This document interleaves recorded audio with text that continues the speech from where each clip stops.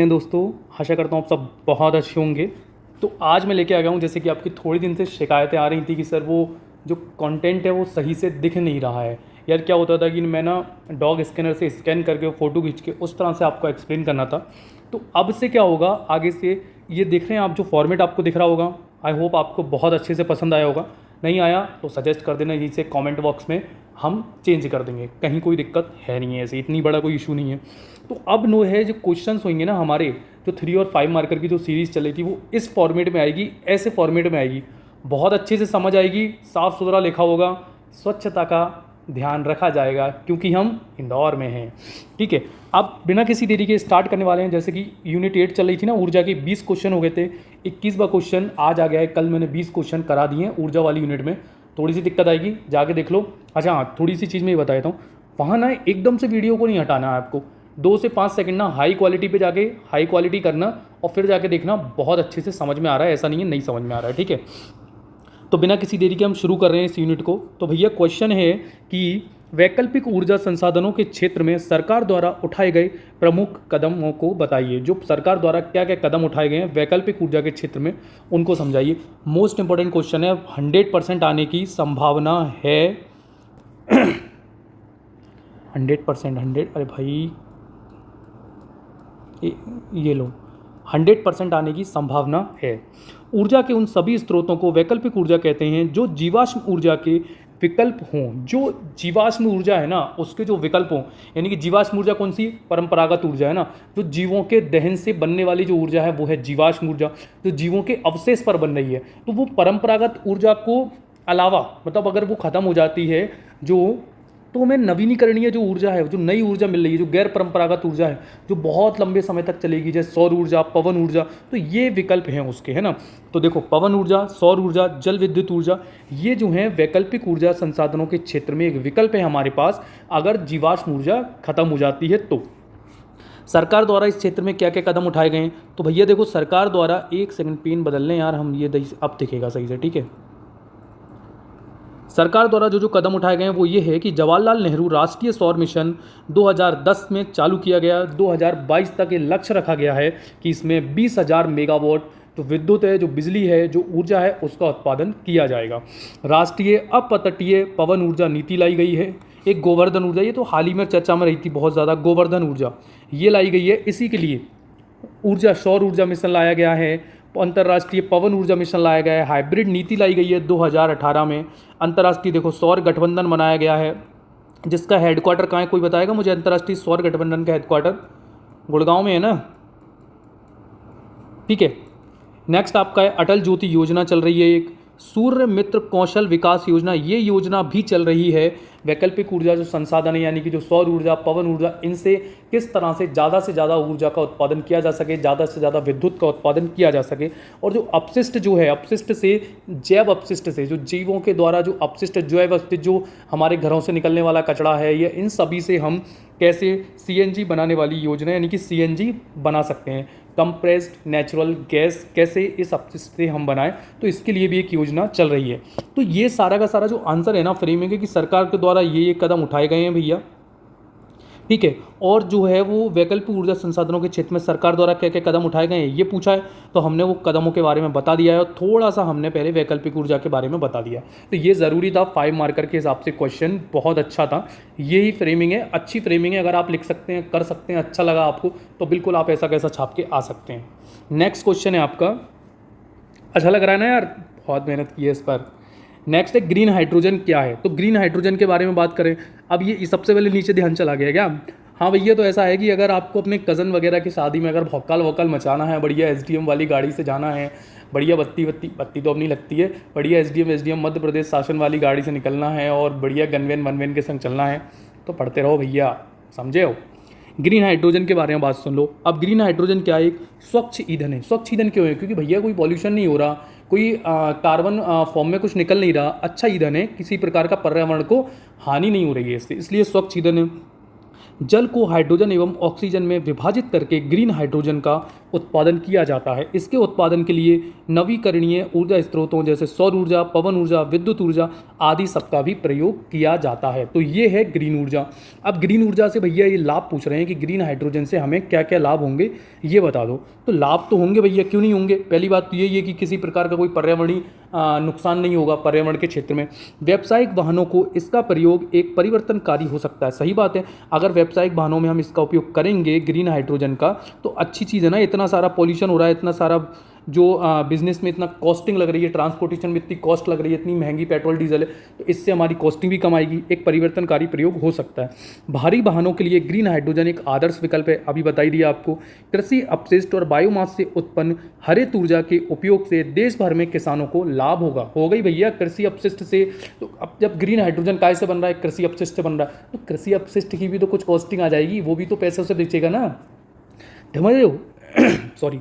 कच्चे तेल के आवश्यक और इसके आयात को हर संभव तरीके से समाप्त करने में भी ये सहायता करेगा। अब देखो कच्चे तेल का, हम क्रूड ऑयल का इतना आयात करते हैं, अभी रसिया से हम खरीद रहे हैं, है ना, इधर उधर से हमें खरीदना पड़ रहा है, दूसरे देशों पर हमें निर्भर रहना पड़ रहा है। क्यों? क्योंकि पेट्रोल डीजल से चलने वाली सारी गाड़ियां हैं, तो हमें पेट्रोल ज़्यादा डिमांड है ना, डिमांड है तो वो महंगी होती जा रही है। अब अभी ना नितिन गडकरी जी ने एक स्टेटमेंट बोला था कि एक समय आएगा कि पेट्रोल 15 से 20 रुपये लीटर के भाव बेचेगा, और सही में हो भी सकता है कि सबके पास ई रिक्शा आ गए, सबके पास लाइटिंग वाली गाड़ी आ गई, सबके पास ई बस आ गई, ई बाइक आ गई, सब तो आ रहा है यार, इलेक्ट्रिक बस, सब चीज़ें आ रही हैं, इलेक्ट्रिक साइकिल तक आ रही हैं, सब चीज़ें आ रहा है। तो जब सबके पास गाड़ियां है ही नहीं है, कोई पेट्रोल पंप जाएगा ही नहीं पेट्रोल डलवाने, तो रेट तो घटेगी ना, क्या ही होने वाला है। तो बिल्कुल सही चीज़ें हैं ना। नेक्स्ट क्वेश्चन है आपका, ओह अच्छा ठीक है, राष्ट्रीय हाइड्रोजन ऊर्जा मिशन क्या है, इसके उद्देश्य बताइए। अब देखो राष्ट्रीय हाइड्रोजन ऊर्जा मिशन कब आया था, 2020 में आया था। हाइड्रोजन ऊर्जा के क्षेत्र में उत्पादन को बढ़ावा देने के लिए राष्ट्रीय हाइड्रोजन मिशन लेके आई सरकार, नरेंद्र मोदी गवर्नमेंट। अब इसके हमें उद्देश्य बताने कि इसके उद्देश्य क्या है, क्यों लेके आई सरकार। एक सेकेंड यार, तो उद्देश्य देखते हैं। सबसे पहले तो प्रारंभ तिथि देख लो, 26 नवंबर 2020 को राष्ट्रीय ऊर्जा हाइड्रोजन ऊर्जा मिशन प्रारंभ किया गया। इस मिशन के तहत मध्य अवधि से दीर्घ अवधि में प्रौद्योगिकी युग में जो एक लंबी अवधि यानी कि एक दीर्घ काल में जो प्रौद्योगिकी का जो युग आने वाला है, डिजिटलाइजेशन का जो ईरा आने वाला है, उसमें व्यावसायीकरण के उद्देश्य के साथ साथ और प्रमुख क्षेत्रों में भी हाइड्रोजन ऊर्जा के विकास को सहायता करना, सरकार के द्वारा इसकी हाइड्रोजन ऊर्जा के विकास में सहायता करना, इसको मतलब महत्वपूर्णता, इसको वरीयता देना, ऐसी इसमें परिकल्पना की गई है। इसके जो उद्देश्य हैं वो ये है कि भावी संभावनाओं को देखते हुए हाइड्रोजन ऊर्जा का उत्पादन बड़े पैमाने पर करना चाहिए। क्यों करना चाहिए? क्योंकि सारी हाइड्रोजन से चलने वाली कारें आ रही हैं, सारी चीज़ें आ रही हैं ना अभी, तो ये इसलिए हमें हाइड्रोजन का ज़रूरी है, हम हाइड्रोजन का उत्पादन करना, जिससे हमें इन फ्यूचर किसी पर निर्भर ना रहना पड़े, है ना। वैश्विक रूप से प्रतिस्पर्धी विशेषज्ञताओं का विकास करना, बोला ना कि किसी पर डिपेंड ना रहना सके। विश्व में सबसे ज़्यादा हाइड्रोजन उत्पादन हो रहा है, तो ऐसा नहीं हो कि हम पीछे रह जाएं, तो हमें भी उस प्रतिस्पर्धा में शामिल रहना पड़ेगा। कार्य निष्पादन एवं गुणवत्ता मानकों को लागू करना, इसलिए भी इस मिशन को लाया गया है। हाइड्रोजन के भंडारण, वितरण एवं अनुप्रयोग प्रौद्योगिकी का विकास करना। डिजिटलाइजेशन का युग है, हाइड्रोजन का यूज़ अगर होगा तो हमारे पास उसके पर्याप्त भंडार होने चाहिए, पर्याप्त रूप से हमारे पास वो उपलब्ध होना चाहिए, हमें इन फ्यूचर किसी पर निर्भर नहीं रहना चाहिए, इसलिए ये हाइड्रोजन ऊर्जा मिशन लाया गया है। नेक्स्ट है आपका क्वेश्चन कि शैवाल ऊर्जा को समझाइए। अब देखो भाई, शैवाल क्या होती है, सबको पता है ना, एल्गी, वही है शैवाल, ठीक है। अब अच्छा चलो कमेंट बॉक्स में कोई लिख के बताओ कि शैवाल, स्टडी ऑफ शैवाल को क्या कहते हैं। शैवाल के अध्ययन को अंग्रेजी में क्या कहते हैं, हिंदी में क्या कहते हैं, दोनों चीज़ें आप बता दो क्या कहते हैं ना, एक ही कहते हैं लेकिन बता दो दोनों को क्या कहते हैं। शैवाल के अध्ययन को क्या कहते हैं, कमेंट बॉक्स में लिख के बताओ। अब देखो शैवाल ऊर्जा को समझाइए, तो शैवाल से किस प्रकार हम ऊर्जा उत्पन्न कर सकते हैं, एल्गी से, शैवाल से कैसे ऊर्जा उत्पन्न कर सकते हैं। तो शैवाल ईंधन प्राकृतिक स्रोत के रूप में उपयोग किया जाता है, ये नेचुरल है ना, प्राकृतिक स्रोत है, आप किसी प्रकार का कुछ उसमें फिजिकली वर्क थोड़ी कर रहे हो, नेचुरली वो उग रहे हैं, नेचुरली शैवाल इकट्ठा हो रहा है ना, जल स्रोत में के रूप में उपयोग किया जाता है। यह जीवाश्म ईंधन का एक विकल्प है, जीवाश्म ईंधन का विकल्प है भैया। जीवाश्म ईंधन कल को फ्यूचर में ख़त्म हो गया, जो कि होना ही है, पेट्रोल, डीजल, तेल, क्रूड ऑयल कब तक चलेगा, एक टाइम है इनका, एक लंबे समय तक कभी भी ख़त्म होंगे, लेकिन ख़त्म जरूर होगा इनका भंडार। तो तब हमें किस चीज़ का उपयोग होगा, तब हम शैवाल से ऊर्जा प्राप्त करके शैवाल ऊर्जा से हम अपना काम चला सकते हैं। ये तीसरी पीढ़ी का जैव ईंधन है, 1 एकड़ शैवालों के द्वारा 9,000 गैलन जैव ईंधन तेल उत्पन्न किया जा सकता है। देखो भैया, अगर 1 एकड़ क्षेत्र में शैवाल, यानी कि 1 सेकंड, अपन थोड़ा सा, कहाँ गया भाई, थोड़ा इसको छोटा कर लेते हैं, इसका पेन का पॉइंट। अगर 1 एकड़ क्षेत्र में शैवाल है तो 9,000 गैलन जैव तेल उत्पन्न हो सकता है उस एरिया में। 1 एकड़ क्षेत्र में, यानी कि इतने बड़े एरिया में शैवाल है तो हम 9,000 गैलन जैव तेल उत्पन्न कर सकते हैं उस एरिया से। सोचो जरा, एज्यूम करो कि कितनी ज़्यादा ऊर्जा उत्पन्न हो रही है। शैवाल आश्चर्यजनक रूप से ऊर्जा युक्त तेलों से भरपूर होते हैं। शैवालों से सीधे जैव तेल के उत्पादन हम प्राप्त कर सकते हैं, जैव तेल का उत्पादन कर सकते हैं। उद्योगों से उत्पन्न जल जो सामान्य वनस्पति के लिए हानिकारक होता है, वो शैवाल की खेती के लिए उपयोगी होता है। तो उस जल का भी देखो यूटिलाइजेशन सही रूप से हो गया, हमने कर दिया, और हमें ऊर्जा मिल गई। उस शैवालों ने उसको कंज्यूम कर लिया, उस जल को, उससे शैवाल बन गए, शैवाल इकट्ठे हो गए बहुत सारे, और वहाँ से हमने ऊर्जा प्राप्त कर ली। तो हम कहीं ना कहीं से कुछ चीज़ें निकाल रहे हैं, वहाँ से उसको उपयोग में ले रहे हैं। शैवालों से सीधे ये मैंने बता दिया। तो 4-5 देखो, 5 पॉइंट हो गए। 5 पॉइंट, 1 2 3 4 5, पाँचों के पाँचों पॉइंट हैं। छोटी सी डेफिनेशन लिख दी। और क्या चाह रहे हो भैया 5 नंबर में? यहाँ आपको दिख रहा है ऐसा है, लेकिन आपके पास जब कॉपी आएगी ना तो फॉर्मेट में इतनी जगह होगी जिसमें आपको ये 5 नंबर का पूरा लिखना पड़ेगा, ठीक है। इतनी जगह होगी फॉर्मेट में, इतनी जगह होगी जिसमें आपको ये 5 नंबर का लिखना पड़ेगा, और ये एरिया सफिशिएंट है, कंटेंट सफिशिएंट है, कंटेंट, ठीक है। नेक्स्ट आपका आ जाता है कि फेम इंडिया योजना को स्पष्ट करो। अब फेम इंडिया योजना क्या है? बहुत से लोग ये सोच रहे होंगे कि भैया फेम इंडिया योजना है क्या ये? तो कुछ नहीं है भाई। फेम इंडिया योजना सिर्फ इतनी सी चीज़ है कि जो मतलब पर्यावरण के क्षेत्र में जो हम एक मिशन चला रहे हैं ना, जैसे बहुत सारे चरणों में फेम इंडिया योजना के तहत हमने जो वाहनों को इलेक्ट्रिक वाहन बना दिया है, जो अभी थोड़ी देर पहले हाइड्रोजन का विकास किया, तो वही चीज़ इलेक्ट्रिक वाहन बना दिया है। इलेक्ट्रिक बस चला रहे हैं, इलेक्ट्रिक ई रिक्शा चला रहे हैं, इलेक्ट्रिक बाइक चला रहे हैं, है ना। वाहनों को हाइब्रिड टेक्नोलॉजी में कन्वर्ट कर रहे हैं, जैव ईंधन पर विश्वास कम कर रहे हैं, मतलब आगे डिपेंडेंसी को उस पर धीरे धीरे हम खत्म करते जा रहे हैं। तो ये जो है ना, एक फेम इंडिया योजना करके एक योजना चलाई जा रही है सरकार के द्वारा। तो देश में पर्यावरण के अनुकूल को बढ़ावा देने के उद्देश्य से वर्ष 2015 में भारी उद्योग मंत्रालय द्वारा, हैवी इंडस्ट्रियल मिनिस्ट्री द्वारा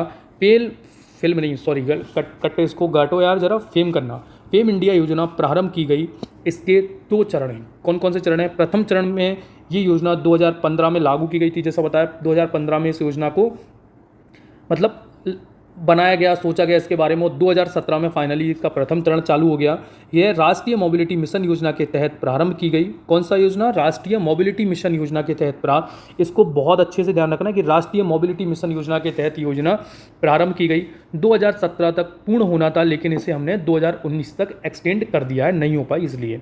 तो प्रथम चरण में तो ये वाली बात हो गई। अब द्वितीय चरण में क्या हुआ कि 19 से भी हमने 2022 तक इसे राष्ट्रीय विद्युत गतिशील मिशन के तहत जोड़ दिया है, जिसे हम 2022 तक लक्ष्य में निर्धारित किया गया है कि ये तब तक हम पूरा कर लेंगे, और इसमें कुछ चीज़ें और एक्स्ट्रा भी जोड़ दी गई हैं सेकंड चरण में। अब इसके लक्ष्य देखो तो ये है कि 2015 में शुरू की गई, जैसा आपको ही बताया, तो 2015 से 2022 के अंत तक इतने सालों में, यानी कि 7 सालों में 60 से 70 लाख हाइब्रिड वाहनों को सरकार लेके आएगी इस योजना के तहत। किस योजना के तहत? फेम इंडिया योजना के तहत सरकार 60 से 70 लाख हाइब्रिड वाहन लेके आएगी देश में, ठीक है। ग्रीन हाउस गैसों के जो उत्सर्जन है उनमें हम कमी करेंगे। 2030 तक सरकार का ये लक्ष्य है कि पूर्ण रूप से जितने भी वाहन हैं, जितनी भी व्हीकल्स हैं, उनको इलेक्ट्रिक रूप में कन्वर्ट करना। उसके लिए कि देख रहे हैं आप, रिक्शे जो हैं धीरे धीरे इलेक्ट्रिक रिक्शे आते जा रहे हैं। अब तो बहुत सारे हो गए यार, जहाँ देखो ई रिक्शे मिल जाते हैं, बहुत ज़्यादा ई रिक्शे मिल रहे हैं। वो जो पुराने ऑटो सिस्टम होता था, अब धीरे धीरे खत्म ही होते जा रहे हैं। बाइक्स देखो, स्कूटीज़ देखो, कितनी सारी आ गई हैं ना, इलेक्ट्रिक स्टेशन कितने बन गए। कार देखो, कितनी इलेक्ट्रिक कार, ईवी कार उठ रही हैं, टैगोर वेगोर, ये नेक्सॉन वगैरह इलेक्ट्रिक व्हीकल हो गए, ई रिक्शा, ई बाइक, ये सब चीज़ें मैंने आपको बताई दी है। तो ये हमारे 5 क्वेश्चंस थे जो कि मैंने आपको बताए थे। नेक्स्ट अपना इसमें कैबिनेट मिशन है वो, तो चलो ठीक है, कोई बात नहीं। ये 5 क्वेश्चंस थे जिनको आज मुझे डिस्कस करना था आपको। एक्चुअली बात ये थी कि यार मैंने एक PDF ये बनाई आज, और इसमें भी 5 ही क्वेश्चन हो पाए। बहुत टाइम लगा इसमें, शुरू में थोड़ा टाइम तो लगेगा, थोड़ी दिक्कत आएगी, कोई दिक्कत नहीं है। अच्छे से ऐसी ही PDF आपको मिलेगी। अब वो जो मतलब फ़ोटो वाले स्कैन करके मैं जो करता था वो नहीं करेंगे हम, लिख के भी अब नहीं करेंगे, वो भी हमने हटा दिया है ना। तो परिवर्तन जीवन का नियम है और प्रकृति का भी नियम है। तो चेंजेस तो धीरे धीरे आते जाएंगे, आपको नई नई चीज़ें मिलती जाएंगी यहाँ पर, है ना। इन फ्यूचर बहुत बहुत बहुत ज़्यादा चेंजेस देखने को मिलेंगे। बस यार सपोर्ट करो, चैनल को सब्सक्राइब कर लिया करो, वीडियो को लाइक कर दिया करो, और कमेंट बॉक्स में ना अपनी अपनी मतलब सुझाव बताया करो, अपने चीज़ें बताया करो कि क्या दिक्कत आ रही है, क्या हम बेहतर कर सकते हैं, कैसे कर सकते हैं। तभी तो सुधार होगा ना, तभी चीज़ें सीखने मिलेंगी, तभी चीज़ें बेटर होंगी। तो थैंक यू दोस्तों, ये 5 क्वेश्चंस थे, बहुत बहुत बहुत ज़्यादा इंपॉर्टेंट थे हमारे ऊर्जा वाली यूनिट के, यूनिट 8 के। थैंक यू, जय हिंद, टेक केयर।